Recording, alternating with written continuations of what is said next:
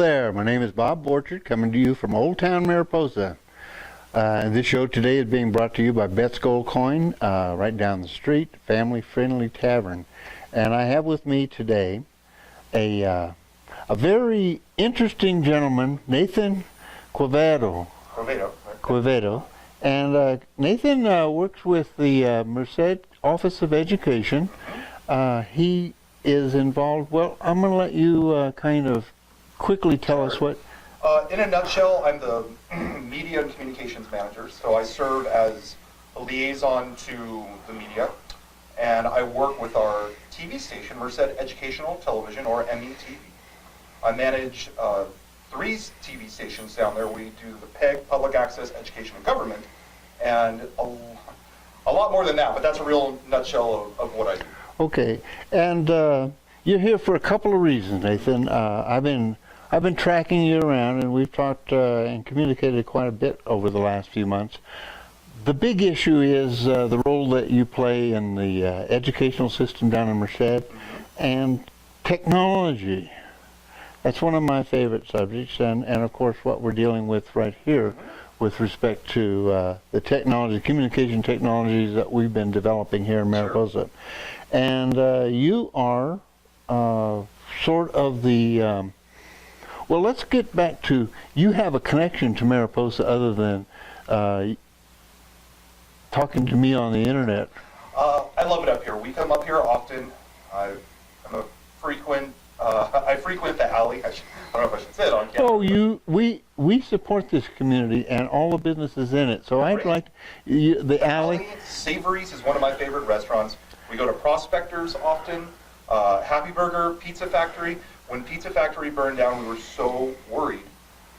And then we came up here and they rebuilt it, and it was identical except everything was brand new inside. So we were really happy to see that. And I have 2 children. I have a 9 and 12-year-old daughters.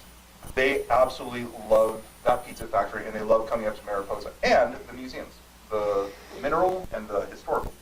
And you've been in the Gold Coin once or twice. I have been in the Gold Coin before. All right. Nice place. So we have some connections, and as I understand it, we have some other connections as well. You know a little bit about music? You play some I do. I play a few instruments. Before I switched over to a communications and journalism major, I was a music major. So I studied at California State University, Stanislaus, in Turlock. And I actually know a few musicians up here in the Mariposa area. One of them is Sarah Cutley, and she is in the band The Trespassers, which are from Mariposa, I guess? Yes, they are. And I know that they've played in San Francisco at the Great American Music Hall. Right. Pretty big deal. Great musicians. They are. Yeah. They are. We have some amazing talent up here in the mountains. And I know Nathan has told me that he aspires to be amongst that our residential talent at some point in time. One day we'll make the move. Oh, well, we look forward to it. But in the meantime, maybe we could talk a little bit about your role at Merced Office of Education and and what you do. So, as formerly I was the public information officer, and I worked a lot with the different school districts and with the media and other community organizations to promote the great things that students are doing in Merced County. Now that, for the past 4 years, we've had Superintendent Gomes, Dr. Steve Gomes, and there's been and he has had a different focus than some of the previous superintendents. One of them has been the STEM field. So for people unfamiliar with that, it's science, technology, engineering, and math.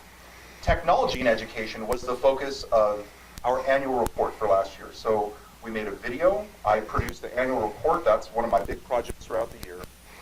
And we have several community meetings, one in Merced and then one in Los Banos, which is one of the larger towns in Merced County's west side. And we bring a lot of people together to talk about technology and education.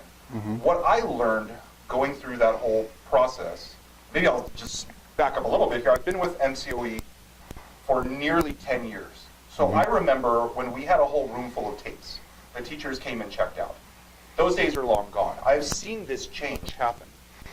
A lot of the content is delivered digitally, which makes sense. It's a lot easier. It takes up less room. We have reformatted that whole area, and actually METV has more room because of that change, so that's a good thing.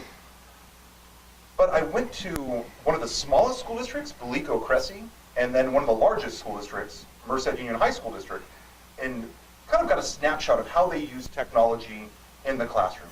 Mm-hmm. And what amazed me is how young we're starting teaching kids code. Mm-hmm. So they don't really realize they're doing it either. It's very purposeful instruction that's well done, that is relevant. It's so important for these students to learn these skills because there are myriad jobs in the future we don't know about yet that are going to include these skills. So it's good to start them at that young age. I was involved in some discussions and some planning here in Mariposa County, and one of the issues was memorization versus understanding how to solve a problem, and rather than figure out that 2 and 2 equals 4, right. We actually do a process where people can conceptualize that, and you can apply the principles. Mm-hmm. And having done some computer programming myself in the early years, that's a process that is how you program a computer. You program, the computer can't remember, it remembers process. And, right. And so... And you know what they're really doing is they're making it, especially for, I want to do a first grade class, they make it a game. Mm-hmm. It's a game to the kids. Mm-hmm. They don't realize that they're learning these skills. They also involve robotics and other things that seem neat to kids, while at the same time teaching them about different technology. Mm-hmm. So one thing that I do want to underscore is while it's really important to have robust technology in the classroom, a teacher is the most fundamental part of that, delivering that instruction and making that technology relevant. I want to take off on another angle. Okay. One of my big things, I'm an old guy. You're not. Oh, come on, don't. Let's not play games here, Nathan. One of the things that when I was a young man, we went to school and we got a degree and we went on and did things. Mm-hmm. Now the concept is lifelong learning, and that is driven partly by this technology. And what's happening with technology is advancing so rapidly that a lot of people my age are simply being pushed out of the marketplace because our skills are no longer relevant in the real economic world. What is your institution doing with respect to? A couple things. We have several adult ROP classes through the County Office of Education, and ROP is the Regional Occupational Program. This is similar to our multimedia program that's run through Mariposa High. Mm-hmm. Well, and this one's specifically for adults. So perhaps there are some skills that they're lacking in this new job market with ever-changing jobs, and technology is a big deal. Mm-hmm. So we're trying to equip them with the tools they need to get a job. It's even more important. We're not talking about simply being able to be employed, because a lot of our residents, unlike Merced, we have a lot of people that are out of the labor force. But we're talking about life skills, simply being able to survive in a tech-savvy manner. It's interesting that you say that, because when I started at MCOE, going back nearly 10 years ago, I learned about generational diversity, and it was not something that I had really thought about before. This is one of the few times that maybe the only time we've had 4 generations in the workforce. So there's a huge digital divide, and the younger folks that are coming into the workforce are digital natives. They grew up with all of this. This is so easy for them to grasp, but I've noticed that some of the folks who are, on the latter half of that, getting ready to retire, have either embraced it or they haven't.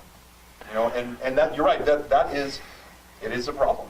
I don't know if there's any clear answer to that. Well, with the concept of lifelong learning and people gaining skills, first off, technology is just as applicable in a classroom as it is in somebody's living room. Mm-hmm. And in some respects, the show that we're doing right here is part of a learning process. We've discovered that people are discovering how to discover us on the internet. So it's been kind of an interesting process. I've been getting a wrap-up sign from my coach over here. Yeah, I see it too.